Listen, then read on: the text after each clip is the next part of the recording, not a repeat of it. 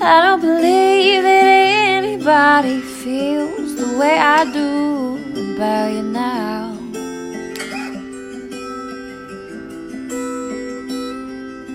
And all the roads we have to walk are winding, and all the lights that lead us there are blinding. And there are many things that I would like to say to you, but I don't know how.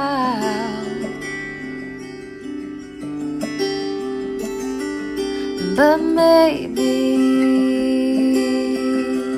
you're gonna be the one that saves me.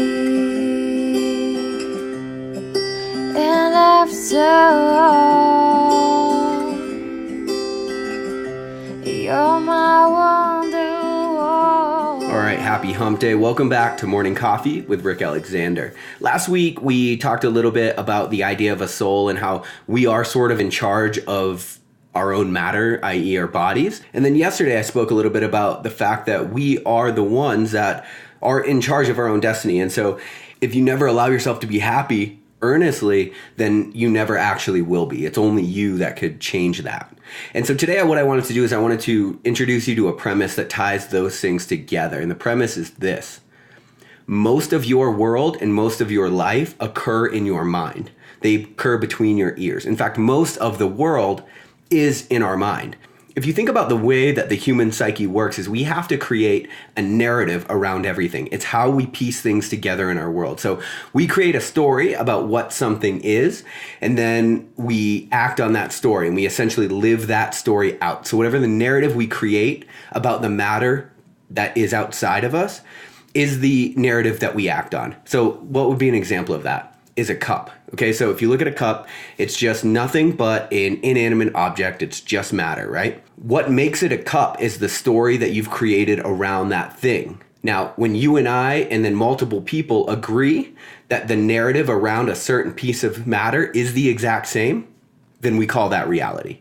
But it doesn't change the fact that the actual thing between us is nothing. The only thing that makes that something is the narrative that you apply to it. So think about this in your life. Like, there's many times in your life where what's really going on isn't that much, except the narrative that you have around that thing is causing it to feel a certain way to you or to look a certain way to you. And so you can think about all of the things in your life, literally everything in your life, and you can think about the narrative that you have around that. What is the story you're telling yourself about that thing? You know, this is why you and I could live in the exact same country, and I could see that country as a land of opportunity, and you could see it as a land of oppression, because we've created completely different narratives around what that thing actually is. And so in very real ways, you and I are living in two very different worlds. But I really like this. I think it's liberating because it gives you the opportunity to reevaluate the narrative around everything in your life and ask yourself if whether or not that thing is serving you.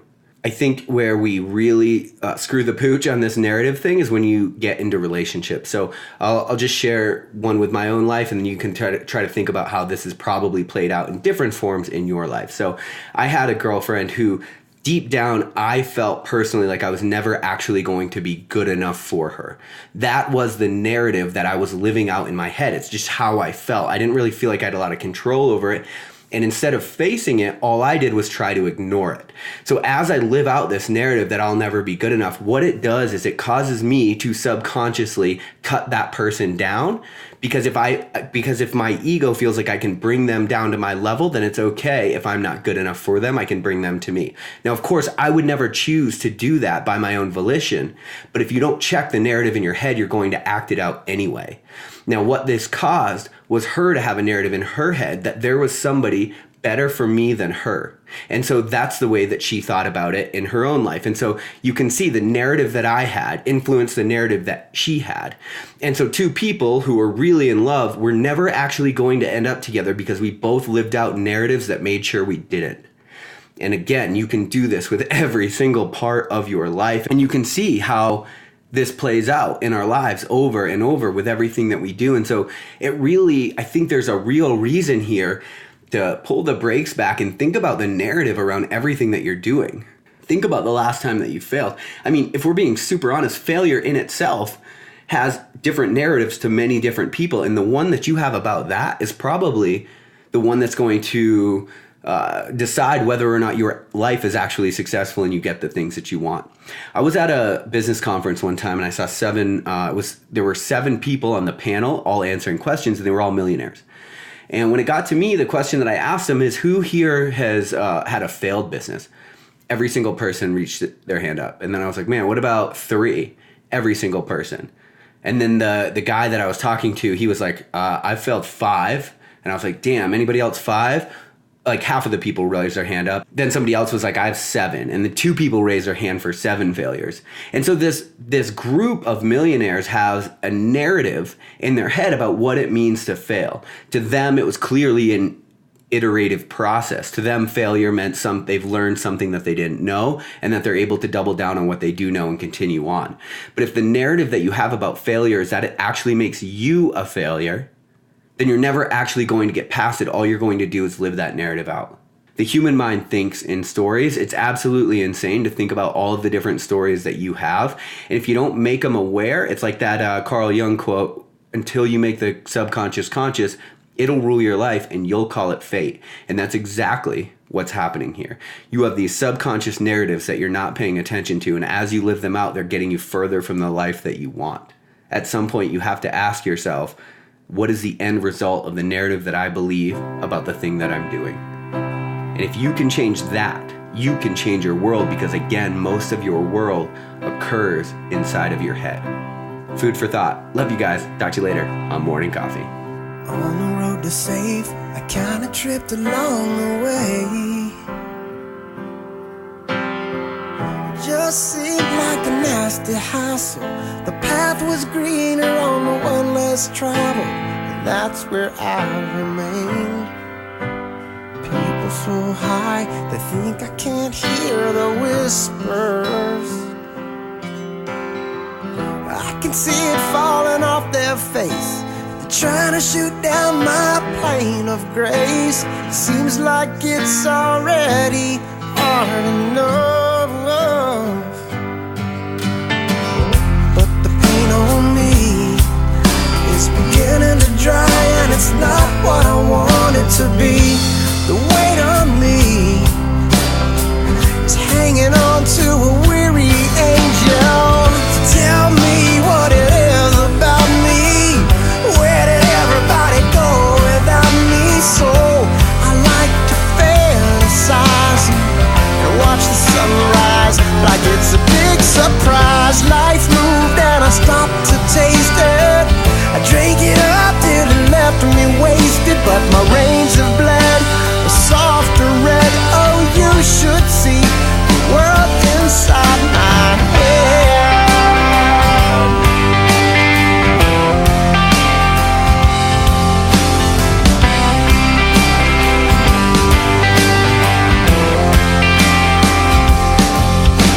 Shackle me away, try to wrap around my dreamer.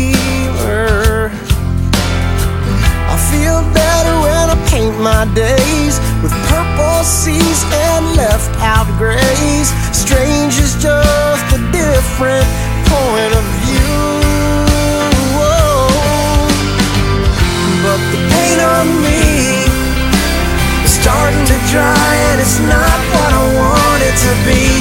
The weight on me is holding on to a weary angel. So tell me what it is about me. Where did everybody go without me? So I like to fantasize and watch the sunrise like it's a big surprise. Life moved and I stopped to taste it. I drink it up till it left me wasted, but my veins have bled a softer red. Oh, you should see the world inside my head.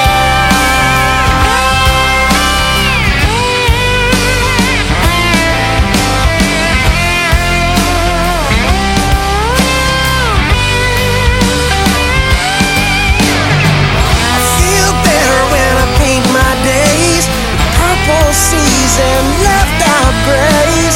Strange is just a different point of view.